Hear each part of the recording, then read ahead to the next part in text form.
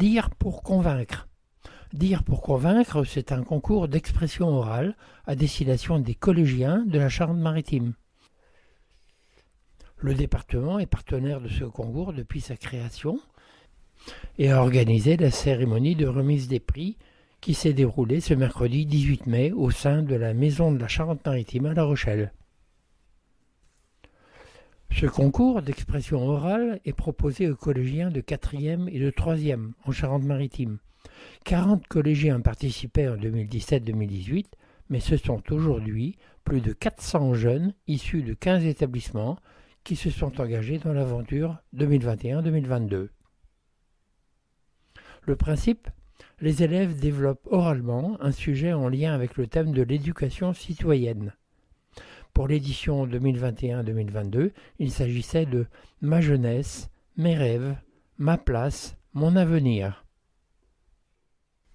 Les gagnants de ce concours, du niveau 4e, Lou Bonneau de Saint-Martin-de-Ré, Sarah Brault et Julie Golzin de Cauze, Lyre Ségalen d'Aigrefeuille-d'Aunis, Manon Sémur, Archiac, et Sarah Lazare et Imanol Estève de Beauregard à La Rochelle.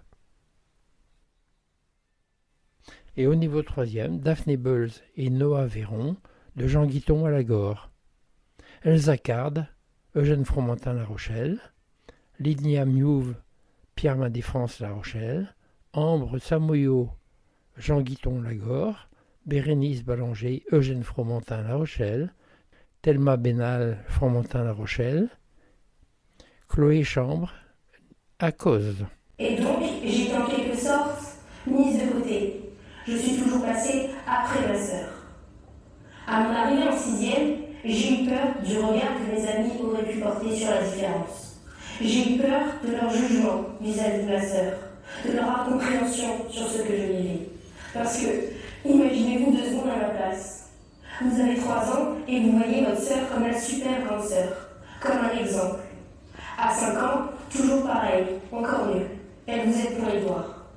Mais quand vous rentrez à l'école, que vous apprenez à lire et à écrire, que vous avez 6 ans et elle en a 11, c'est vous qui commencez à l'aider pour ses devoirs. C'est vous qui êtes devenue la grande sœur. J'aurais aimé avoir quelqu'un qui soit là pour moi, une sœur avec qui j'aurais pu me confier, avec qui j'aurais pu avoir des sujets de conversation, qui aurait pu m'aider. Seulement, ça n'a pas été le cas, et j'ai vraiment eu beaucoup de mal à me faire à cette idée. Quand je vois mes amis avec leur grande sœur, avec qui elles ont une telle complicité, je suis jalouse. Et puis, je me rends compte que Juliette a toujours été là pour moi. Peut-être pas de la même manière que les grandes sœurs de mes amis ont été là pour elle, peut-être pas de la manière dont j'aurais voulu, mais elle était là. Et malgré le fait que ça a été difficile pour moi, eh bien cela a permis de dessiner la personne que je suis aujourd'hui. Cette personne sensible aux plus vulnérables, qui essaye de son mieux à veiller à ce qu'ils se sentent à leur place. Avec du recul, je pense que cela me servira dans la société de demain.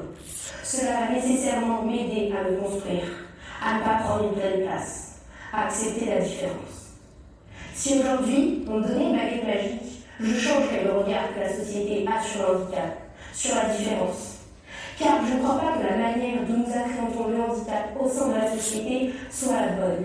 Nous ne faisons pas le nécessaire.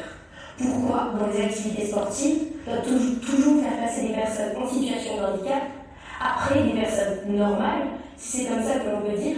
Parce qu'au final, qu'est-ce que la normalité? La normalité, c'est subjectif. Que serait un monde si chaque personne qui nous entoure avait la même coupe de cheveux, les mêmes habits, le même prénom? En tout cas, je ne sais pas ce que vous en pensez, mais moi, je n'ai pas envie de ressembler à chaque personne qui sont ici. J'ai envie d'être différente. Et c'est ce qu'est ma sœur. Unique, différente. Certes, la société a évolué, mais il n'y a pas si longtemps que ça. On utilisait les termes débilité mentale, infirme, pour décrire des personnes comme ma sœur.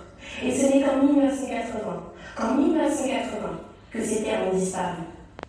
Quand est-ce que le monde sera-t-il prêt à affronter la différence, à se tourner vers des personnes comme ma sœur pour leur offrir leur aide?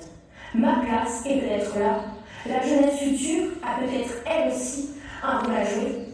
Nous devons agir en s'engageant en sensibilisant des jeunes, dès leur plus jeune âge, en parlant ce que je pense faire aujourd'hui, en vous adressant la parole, en vous transmettant un message, des valeurs que j'ai apprises et que j'espère porter à l'avenir.